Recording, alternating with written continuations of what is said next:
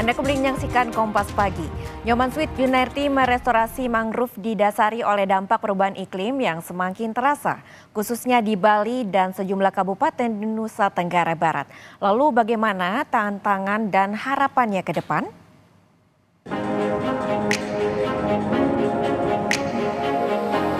Kerusakan lingkungan menjadi pemicu utama perubahan iklim di seluruh dunia. Hal ini mendorong Nyoman Sweet Juniartini untuk meredam dan menanggulangi permasalahan dari lingkungannya sendiri melalui budidaya mangrove. Ekosistem pesisir menjadi tonggak utama ekonomi masyarakat di Provinsi Bali. Fenomena alam seperti El Nino kerap dijumpai Sweet yang lambat laun melihat permasalahan tersebut kian nyata. Lulusan S2 Biologi Universitas Udayana ini semakin khawatir kala membaca banyak riset yang memaparkan bahwa ribuan pulau di Indonesia akan tenggelam pada tahun 2030 mendatang.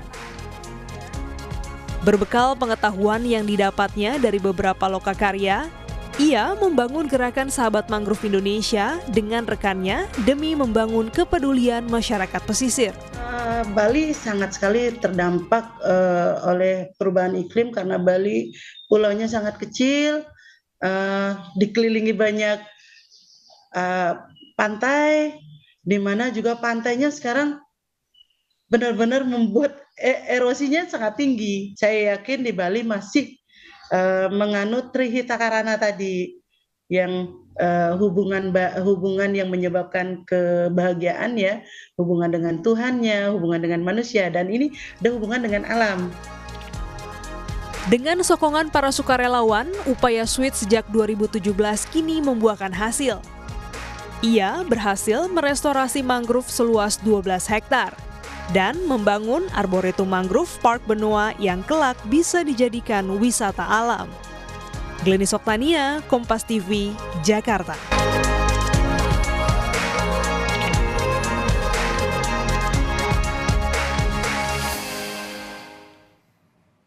Setiap tanggal 25 Juli diperingati sebagai Hari Mangrove Sedunia, dan pagi ini kita melalui sambungan Zoom sudah bersama dengan Ibu Nyoman Sweet Juniartini. Selamat pagi Ibu Sweet.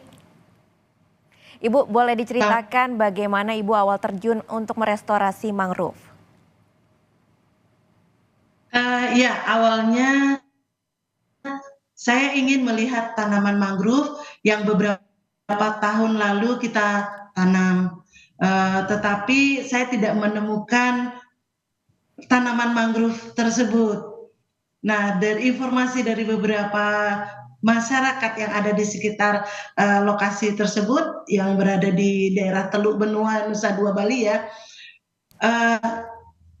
areal tersebut sudah banyak sekali orang melakukan penanaman, baik dari pihak swasta, BUMN, pemerintah, akademisi, komunitas-komunitas lingkungan sudah banyak sekali melakukan upaya rehabilitasi, upaya penanaman di areal tersebut, tapi tidak pernah berhasil. Termasuk gagal ya, hal tersebut yang membuat saya tertarik untuk melakukan penelitian, bahkan uji coba di daerah tersebut, membuat satu rekayasa yang dengan tujuan untuk menaikkan survival dari tanaman mangrove di areal tersebut. Baik Ibu Sweet, mulai dari melihat ya ada penanaman mangrove yang mungkin tidak berhasil. Lalu kemudian Ibu Sweet, dalam 40 tahun terakhir kita tahu ekosistem mangrove Indonesia mengalami penurunan hingga 6 juta hektar. Bagaimana Ibu terkait tanggapannya dengan penurunan ekosistem mangrove ini? Baik, karena perubahan pola cuaca atau perubahan iklim yang paling terdampak adalah daerah pesisir. Salah satunya adalah ekosistem mangrove. Jadi ekosistem mangrove ini yang paling sangat berdampak terhadap perubahan iklim ini yang terjadi selama kurang lebih 40 tahun terakhir ini.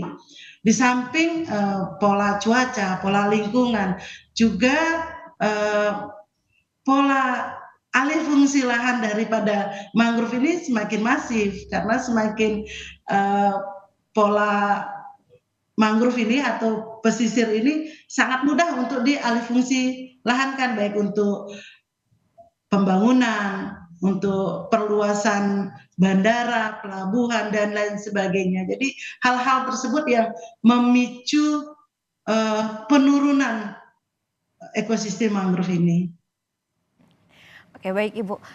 Berarti untuk daerah pesisir memang riskan dengan alih lahan sehingga bisa mungkin menurunkan ekosistem dari mangrove itu ya. Lalu terkait dengan metode dan juga cara yang Ibu Sweet lakukan untuk menanam mangrove itu, apakah ada cara-cara tertentu mungkin untuk pemirsa Kompas TV juga bisa ikuti sehingga mungkin bisa meningkatkan juga untuk ekosistem mangrove di Indonesia? Iya, karena tadi perubahan iklim ini, perubahan cuaca yang merubah bentang pesisir, menyebabkan kita membuat pola-pola atau rekayasa-rekayasa lingkungan maupun rekayasa hidrologi yang harus kita terapkan di sana.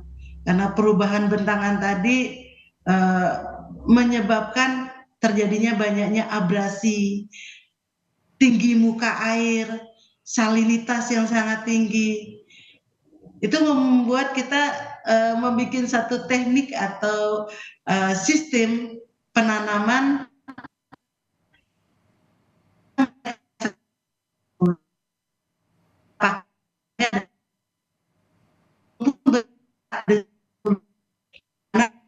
dari tersebut alat juga alat penampungan media tanam.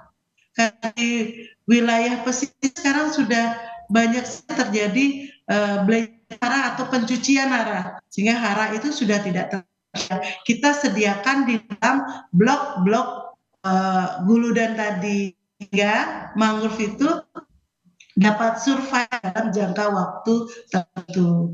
Ya, tentunya sistem-sistem ini harus kita